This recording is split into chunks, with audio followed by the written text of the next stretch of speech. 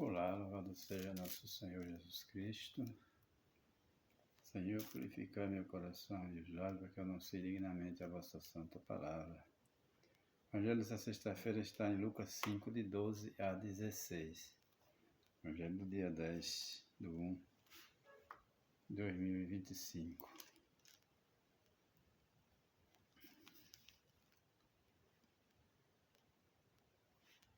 Aconteceu que Jesus estava numa cidade e havia aí um homem leproso. Vendo Jesus, caiu a seus pés e pediu: Senhor, se queres, tu tens o poder de me purificar. Jesus estendeu a mão, tocou nele e disse: Eu quero, fique purificado. No mesmo instante, a lepra o deixou. Jesus lhe ordenou que não dissesse nada a ninguém e falou: Vá, pedi ao sacerdote para se examinar você e depois ofereça pela sua purificação sacrifício que Moisés ordenou, para que seja um testemunho para eles. No entanto, a fama de Jesus espalhava e-se cada vez mais, e numerosas multidões se reuniam para ouvi-lo e serem curadas de suas doenças. Mas Jesus se retirava para longe desse deserto e a fim de rezar.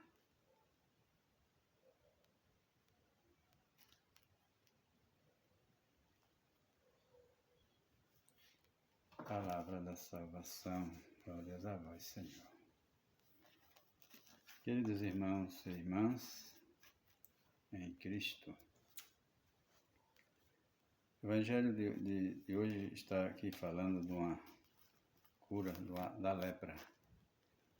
Jesus curou um leproso. As multidões seguiam Jesus porque a lepra naquele tempo de Jesus, naquele contexto, não tinha cura. Era igual ao câncer hoje. A maioria dos cânceres não tem cura. É a lepra moderna. Câncer é a lepra moderna. Então, Jesus curava de qualquer doença. Para Jesus não existe doencinha, doençona. Qualquer um ele cura. Tanto uma dor de cabeça, como uma cegueira, como também uma lepra, um câncer, qualquer doença. Para Jesus não tem nada impossível. E esse homem ficou curado de uma lepra. Uma doença que era incurável no tempo de Jesus. E aquilo ali chamava a atenção das pessoas, e as pessoas acreditavam mais em Jesus por causa das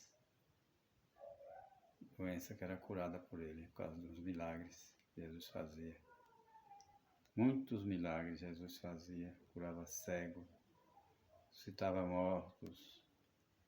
Tinha como não acreditar que Jesus era Deus, né? Por causa das obras que ele fazia. E era por isso também que as multidões o seguiam. Não para carregar a cruz, mas para se livrar da cruz. Cruz da doença, né? Da cegueira, de qualquer tipo de coisa. E Jesus atendia as pessoas e pedia para as pessoas não dizer nada a ninguém, porque as multidões já seguiam ele de tal maneira que ele não tinha tempo nem para se alimentar, nem para nada, para dormir.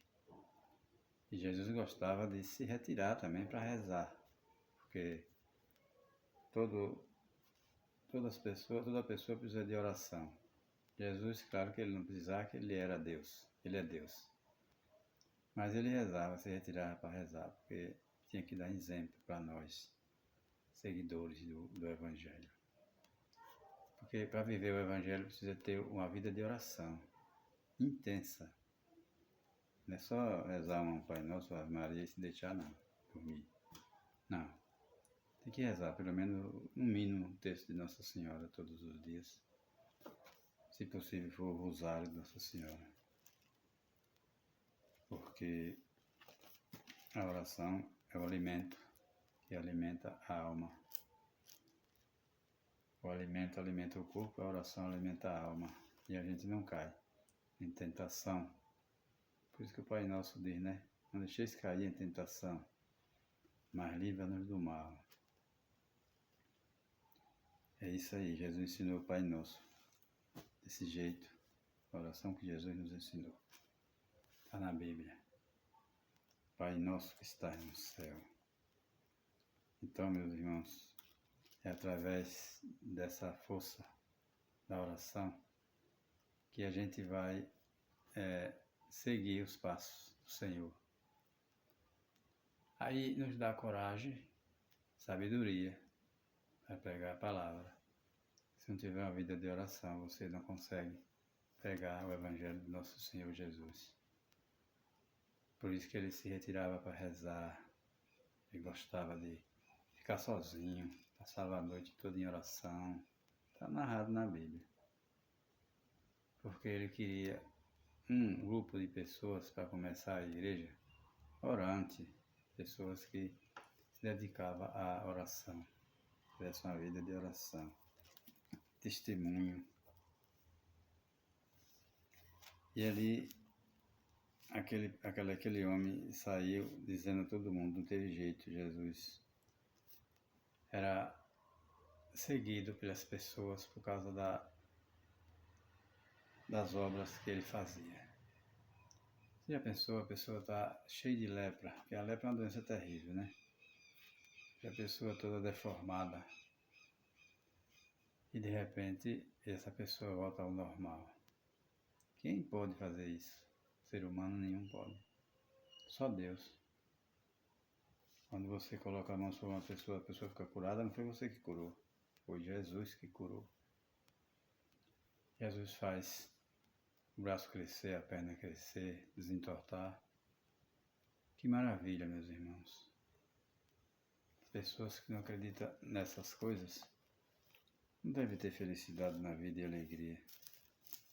Porque o Senhor morreu por nós na cruz. As pessoas presenciaram esses milagres todos, esses prodígios que Jesus fez. E assim mesmo, tinha gente no meio que ainda não acreditava. Quando Jesus ressuscitou, teve um que disse, Tomé, eu só acredito se eu colocar as mãos nas chagas deles. Meu Deus, como é difícil, né? Feliz daquele que crê sem ver, só lendo a palavra de Deus. Apesar que tem uns boca suja, que ainda fala que isso aqui não tem nada a ver, foi o homem que escreveu e não sei o quê. Isso é boca mole, não sabe o que fala. São uns papagaio da corte. Não tem nada a ver, não entende nada, fica conversando boró, conversando bobagem. Isso aqui foi escrita pelo homem, sim, mas foi ditada pelo Espírito Santo. O Espírito Santo lembrou a todos os seguidores de Jesus essas palavras aqui. E eles escreveram tudo que o Espírito Santo colocou na mente daqueles que seguiram Jesus para escrever isso aqui. Isso aqui é o básico para a salvação do homem. Jesus deixou o básico. Diz a palavra que se fosse para colocar no livro tudo que ele falou e escreveu, que ele falou, não tinha livro coberto nesse mundo. É muita coisa, tem muita coisa. Mas esse aqui, a igreja deixou, escreveu aqui para que a gente se salvasse através dessa palavra. Isso aqui é o básico para a gente se salvar. Esse Novo Testamento tem 27 livros. Isso aqui foi a igreja que montou a Santa Bíblia. Os protestantes vieram lá em 1517, mas a Bíblia já estava montada pela Igreja Católica. Eles pegaram a Bíblia prontinha já, para se colocar contra nós. Usa o nosso material e ainda fica contra nós. É muito grave. Por isso que protestantes, se não se converter, fica difícil a salvação para eles. Porque eles vieram como que fosse um novo Messias, proclamando uma nova doutrina. Meu Deus, a doutrina Jesus deixou na igreja, a doutrina santa da Igreja Católica. Não existe outra, mas eles fizeram a deles. Que Deus não coloque na conta dele, né? Mas eu creio que vai colocar, né? Porque não é justo ele querer dizer que tudo que Jesus pregou, tudo que Jesus falou, não valeu. A igreja que Jesus fundou não valeu. O que vale é a deles. Depois de 1500 anos, eles vieram com essas ideias, como quem fosse um novo Deus, um Messias. Estava chegando novamente um segundo Messias. É difícil de entender, viu, meus irmãos? Vamos continuar na oração para a gente vencer as bestas desse mundo. São muitas. E o mundo está estranho, viu? O mundo está esquisito. Estamos aí à beira de guerras e mais guerras, talvez a terceira guerra mundial, como Nossa Senhora proclamou lá em Anguera, na Bahia. E outras aparições. A Senhora vem avisando que vai ter uma terceira guerra mundial. E nós estamos aí às beiras dessa terceira guerra mundial. Não quero aqui assustar ninguém, porque a gente precisa se prevenir e rezar mais para se fortalecer, para passar pelo sofrimento que está vindo por aí. Para a gente suportar o peso da cruz que está vindo por aí. Para todos nós. Então, meus queridos e queridas irmãs, nos alimentemos da Eucaristia, da Palavra de Deus, da oração. Um bom católico nunca abandona essas três coisas. Eucaristia, oração e a Palavra. Nunca deixe a Eucaristia. Vá para a sua missa todos os domingos, celebre com a comunidade e receba Jesus. Se estiver preparado para receber, se não estiver, se prepare. Se tu falta um domingo na missa, que é o dia do Senhor, no outro domingo para você comungar, você precisa se confessar. Saiba disso. Se você faltar porque quis faltar, por comodismo, preguiça, mas se faltou porque tinha uma pessoa do seu lado que estava doente, ou estava viajando e não tinha igreja lá onde você estava, por perto, aí é diferente. Aí não tem culpa nenhuma. Mas se você deixou de ir para a Santa Missa ao domingo por preguiça, aí a culpa é sua. Tem que se confessar para comungar novamente, porque você deixou de ir para o sacrifício incruento de Cristo na cruz, por preguiça. É um pecado grave. A igreja não nega isso, o documento da igreja. Então a gente precisa pedir a Deus que eles dê um milagre, faça um milagre em nós, o milagre do otimismo, o milagre que Deus nos dê coragem, sabedoria para entendimento, para entender o santo sacrifício da missa. Para a gente não desistir da missão, da nosso compromisso com Deus. Nós temos um compromisso com Deus. A gente se batiza, a gente se torna um missionário da igreja. Se torna filho de Deus. E ali a gente vai receber a crisma depois dos 14 anos para se tornar missionário. Então, Deus quer unido a Ele, todos nós, unidos a Ele, e não ao mundo, entrevado do jeito que está. Deus quer nós unidos a Ele, por isso que Ele nos dá cura, faz milagres e prodígios sobre a gente. Eu já recebi muitas curas. A mais interessante que eu recebi, todas foi boa, interessante, mas foi da minha coluna. Tinha um problema de coluna seríssimo. E o Senhor me curou. Eu rezando o texto de Nossa Senhora de frente ao Santíssimo. Em um dia de quinta-feira. Acho que de quinta-feira. E Jesus me curou da minha coluna. Até o dia de hoje. Sinto nada. Coluna. Graças a Deus. Fiquei curado da minha coluna. Isso é um milagre muito grande. Só Deus pode fazer na gente. Porque coluna é uma coisa que não tem cura. Na medicina não tem cura. É o osso que gasta. E aí fica topando um no outro.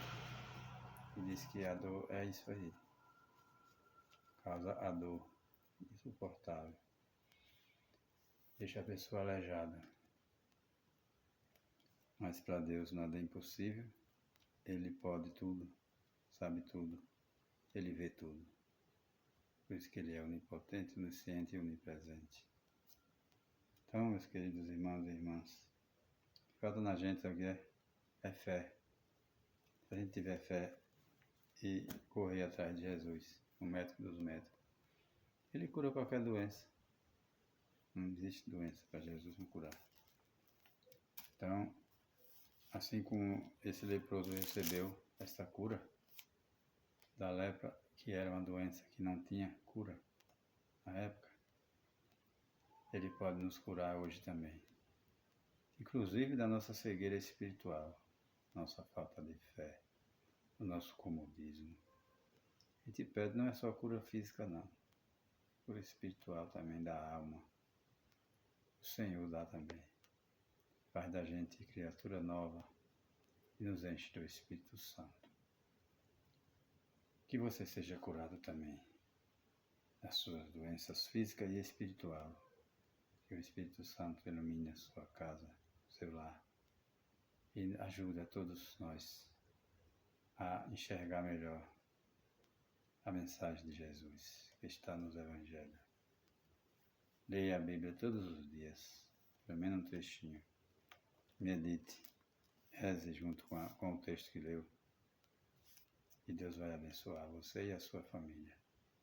Louvado seja nosso Senhor Jesus Cristo, para sempre ser louvado, e nossa Mãe Maria Santíssima.